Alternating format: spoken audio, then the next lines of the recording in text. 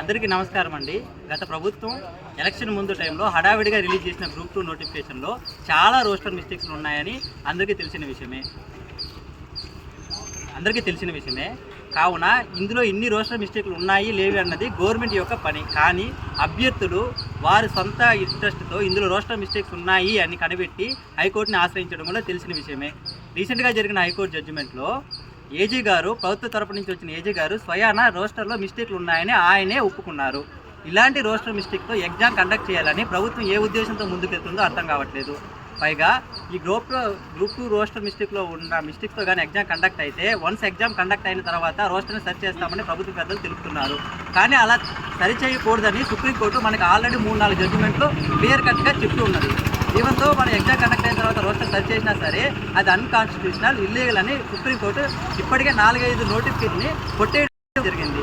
So ఇలాంటి పరిస్థితి group 2 APPSC ఆస్పిరెంట్స్కి రాకూడదని ఏది జరిగినా రోస్టర్ అన్నది ఎగ్జామ్కు ముందే సరిచేసి అభ్యర్థులకు న్యాయం చేయాలని అందరూ అభ్యర్థులు ఈరోజు రోడ్డెక్కి నిరసన తెలియజేస్తున్నారు. ఈ విషయం ప్రభుత్వ పెద్దలు ఖచ్చితంగా పరిష్కరించాలని అందరూ కోరుకుంటున్నారు. ఈ విషయంలో ప్రభుత్వం ఏపీపీఎస్సీ ఆస్పిరెంట్స్కి సానుకూలంగా స్పందించాలని మా తరపు నుంచి మేము ప్రజెంట్ గవర్నమెంట్ని రిక్వెస్ట్ చేసుకుంటున్నాము. We want justice. We want justice. We want justice. We want justice. We want justice.